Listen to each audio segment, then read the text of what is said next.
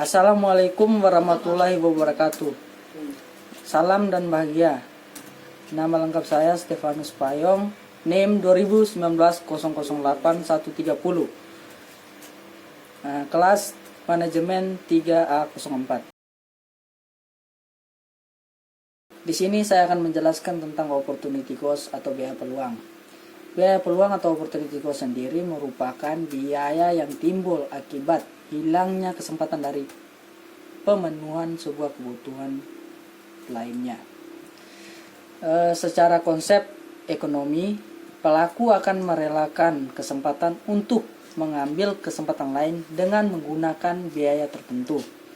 Biaya ini muncul karena ada sumber-sumber daya ekonomi yang terbatas, sehingga memaksa manusia untuk memilih hal sesuai dengan kebutuhannya. Biaya di sini tidak hanya berhubungan dengan uang ataukah materi saja, tetapi bisa juga berupa waktu, kesenangan, keuntungan di masa depan, dan faktor lainnya. Di sini saya akan memberikan sebuah contoh mengenai biaya peluang atau opportunity cost. Misalkan Anda diberikan sebuah tawaran pekerjaan. Nah, pekerjaan A itu dengan gaji yang ditawarkan 10 juta. Tetapi pekerjaan ini berlokasi di Jakarta, yang artinya Anda juga akan menetap di sana.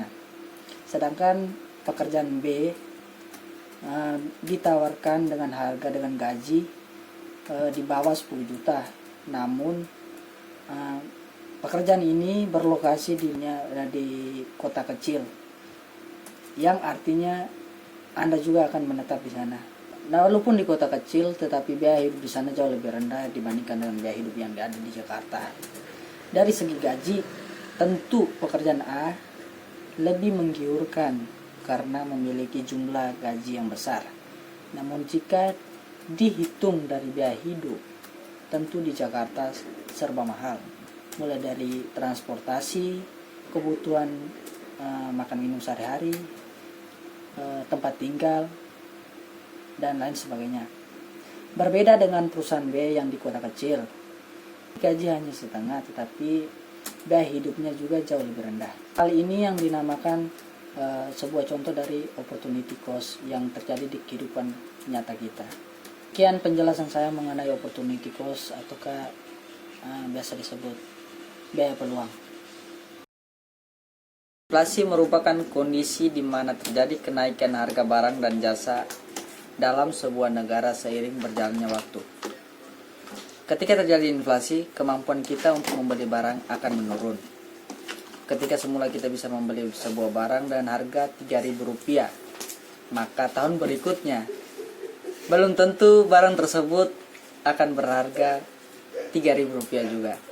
Penyebab inflasi pun sangat beragam. Sedangkan efek dari inflasi ini tentunya akan sangat merugikan masyarakat, karena dengan jumlah uang yang sama, kita hanya dapat membeli barang yang sama dengan jumlah yang lebih sedikit. Inflasi sendiri terdiri dari 4 golongan, yaitu inflasi ringan, inflasi sedang, inflasi berat, dan hiperinflasi. Masing-masing dari inflasi ini memiliki kenaikan harga yang berbeda-beda. Seperti inflasi ringan, kenaikan harganya berada di bawah 10% per tahun. Inflasi sedang di angka 10% sampai 30% per tahun. Inflasi berat berada di angka 30% sampai 100% per tahun.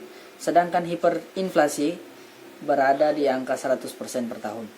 Menurut Biro Statistik Tenaga Kerja Amerika Serikat, harga gas berada di tingkat inflasi sekitar 3-10% per tahun antara tahun 2000 sampai dengan 2019.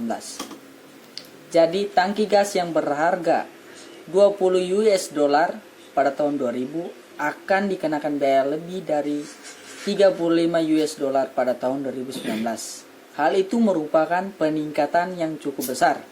Tingkat inflasi untuk gas selama periode waktu itu sekitar 1%, lebih tinggi daripada tingkat inflasi keseluruhan. Sekian yang dapat saya sampaikan. Atas perhatiannya saya ucapkan terima kasih. Salam.